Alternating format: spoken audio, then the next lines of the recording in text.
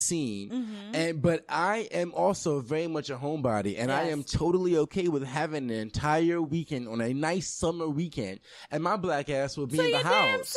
Exactly, because the way I see it is, we have, summer is 3 months. It's going to be warm for a while, and there's some weekends where, there's some moments where I'm like, I just need time to refresh. Or you have those moments where you're like, you know what, I don't want to be around anyone. Absolutely. And there's a freedom of that too, because if you are, coupled, this I guess this is something that could be seen as an eye roll, not a downside, but an eye roll. But when you're with someone and you have those moments where you want to retreat, you have to leave home. Yeah, you gotta leave home, and you gotta be with your boo. And it's not saying that you don't want to be with them, but you may be with someone who don't understand that you need a moment to just like have a night to yourself. Yeah, and it's great, not to cut you, but it's great in talking about that, because again, when you're coupled and when you're with kids, you don't have, another luxury of being single. You don't have the luxury of having the house all to yourself and you're quiet. Right, exactly. You know what I mean? Exactly. So that's what I'm saying. Like, I'm the boring friend, but at the same time, while I do very much want to enjoy,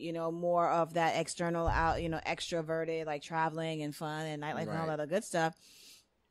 Like you said, there is some freedom. Just to put it out there for the boring people like me, there is some freedom in being at home. Like, I can lay in my bed butt ass naked with the fan on me for hours on end and not have to hear a mommy, or not have to worry about some man or my boyfriend or whoever rolling up on me because I'm naked and him saying, "Oh, well, you naked." Exactly. I could be like, "Nigga, get off of me!" Like, I don't have to. I don't have to worry about that because I'm in my oneness. I'm just having a moment. I have a little sanctuary, and I have the option to go to that sanctuary whenever the hell I want. Exactly. I look at my sisters and I love them and I love their family. I love their children, but I know they have times where it's just like, like, for instance, like one sister, absolutely, she has like one of her day offs from work is like on a weekday. Right. And she tells us that she gets so annoyed when her husband takes off that day to stay home because she's like, I get that one day a week to be home by myself. The kids are in school. He's at work. I get that one day. And she's like, I get so pissed when he takes that day off because now I'm bothered. Like, he's around me. Like, if I want to just do whatever the hell I want, I can't because he's around. Me as a singleton, I have that luxury every single day. Now, do I want to have that luxury every single day? I want to go out, but at the very least, I know that like I have the opportunity to stay in or to go out. I mostly stay in though, and I want to change that. But that's also a whole other conversation about me just being extroverted and well, not extroverted, introverted, and not wanting to go out and do too much.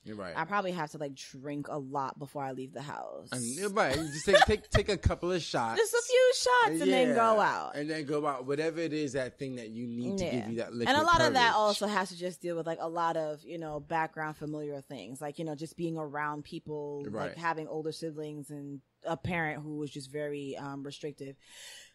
Excuse me, on top of all of that. So that also has to deal with, but that's shit I gotta work out on my own. But regardless of all of that, I say all that to say that like, it's great to want to go out, but as you said, it's great to stay in. And the greatest thing about it all is that I have the choice to do either or because I don't have any other pressure on me to change that. Right.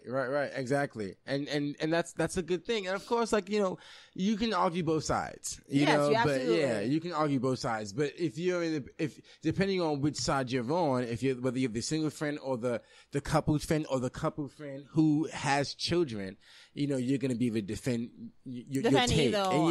But the point of view is being the quote unquote single friend coming into your sexuality again, or maybe even for the first time. For the first time, very true. Yeah, depending on who you are and your friends are moving on, that's when you sort of have to make a decision on who you're going to be or who you're going to choose to be in the scheme of things, because there's just going to be certain things that they're going to do that either you aren't going to get or you don't want to be a part of because you are going to be the fifth wheel. It's going to be like that. And if you're okay with that, that's you. But it's an interesting thing to navigate. And if you have strong skin and you just don't give a fuck and you do you, then you good. But a lot of people ain't like that. Like there are a lot of people in their 30s who are carrying all these issues and I don't want to say it that way, who are carrying issues and traumas and and it affects the way they work in social situations. So you may be one of those people who are dealing with that, and you're looking around like, well, goddamn, like, where's my this or where's my that? And I just think that that's a damaging thing when you're trying to adult and be sane. Yes, it's so dangerous to compare yourself to other people. That envy, that envy, And it's one thing I learned from, younger and going through the 20s, and I'm glad I learned this in my 20s, was not to do that. And as writers, as a creative person, you get this as creatives, and speaking about me specifically, I do that a lot. We do that creatively, so much. Yes. And I'm like, oh, well, this person is the same age as me, and they're on their second book, or they're doing that, or they're doing this. Yes. It's easy to fall into that trap. And I just got to a point where I said, you know what, I'm not going to do that anymore, because Toni Morrison didn't write her first novel and didn't get her first novel published until 40. And there's a whole list of accomplished people who didn't peak in their 20s and 30s. And we can be one of those people. Very true. So don't compare yourself to your friends who are doing all those things, because chances are they probably have some sort of misery that you're dealing with, but just in a different way. Very true. And in the final moments, all I'm going to say is I'm going to jump on something which might trigger Vincent to talk again, which is absolutely fine. I really don't give a shit. But I want to talk about the sexuality aspect, and that, yes, as because you said it several times, and it's very true. Discovering or rediscovering your sexuality in your singledom.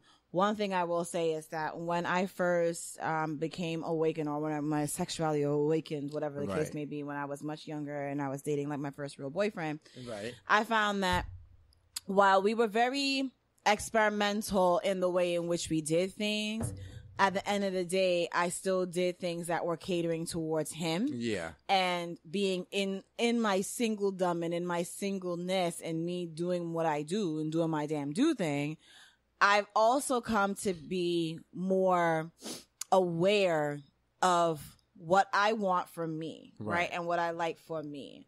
For instance, I think I brought this up in a previous episode, the idea of taking nudes or sexting. Right. When I had a man, I would sext him because that's something that he wanted me to do, and it aroused him and it made him feel great. And of course, making him feel great made me feel great. Right. But became single again, and I was just like, fuck this. Like, I don't want to send nudes to people if it doesn't make me feel great. Yes. Like, if it doesn't serve a purpose for me sexually, I don't want to do it. Right. And I'm not going to be pressured into doing it. And I find my sexiness in that. Like, you wanting a photo from me, my response to you is, why do you need a photo when you could come in person? You're right. Yeah, amen. There's some truth to that, right? Why? Yeah. You know where I am. You know where I live. You know the address.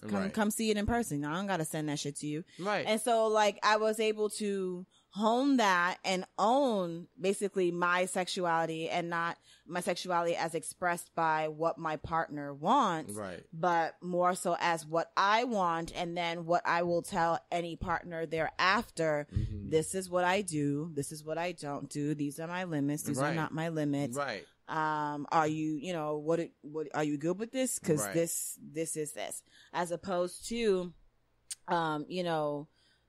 having to deal or having to think a lot about pleasing or, pleasure, the pleasure of someone else being my main source of pleasure. Right. And I mean, it can vary, of course, like, because I believe people, the married folks or the couple folks can also argue the point that with them being with someone who they are intimate with, there's a lot more leeway to dive deep into that intimacy. Got you. But I do think there is a certain level of intimacy with yourself that you can only have when you're by yourself versus when you're with someone. I feel like when you come into your sexuality on your own, it makes for a better experience when you're with someone. Right. Definitely. No, I agree. No, I definitely do agree, because you need to sort of know what works for you. Yeah. As a unique individual, as opposed to, because what can easily happen is, if while you're coming into your sexuality, you can easily take on someone else's idea of what it means to be sexy or sexual in whatever way. Yes. It's very easy for that to happen. But and you may find yourself doing things, you're like, well, I don't really like that. I know that he or she likes it, but no, you're right. I'm totally, you need to figure that shit out on your own. Know who you are at that point in your life. Yeah. And then know how you want to proceed sexually with that person. Precisely. Meaning yourself. Yes. So that's that. And with that, guys, we are going to wrap up this episode of the Adultish podcast. I want to thank my lovely co-host, Mr. Vincent Bernard, for joining me again. Oh, we missed you. Oh, so I'm so glad to be missed. You really like me. Of course we like you, darling. Of course. Okay, as you leave, I would like you to drop your socials for us, darling. Of course. On Facebook, Vincent Bernard. You'll put my name in and see a picture of a black man who's sitting with his face. Is it a sepia colored? It's like grayish. Okay, it's a grayscale. Like looking like I'm bored. That's me. I'm not bored, but whatever. It's a nice photo, and I like it. It's a nice photo. My Instagram is Vincent Bernard _83, and my Twitter is Vince_Bernard. I think. Believe so. And yeah, I barely use Twitter, but I'm going to be more active on it now that it's an election year. Awesome. And so you can find me, Afiya, on the Twitster at La Jolie Poeta. That's LAJOLIEPOETA. You can also find me on the Instagrams at ALJA0214.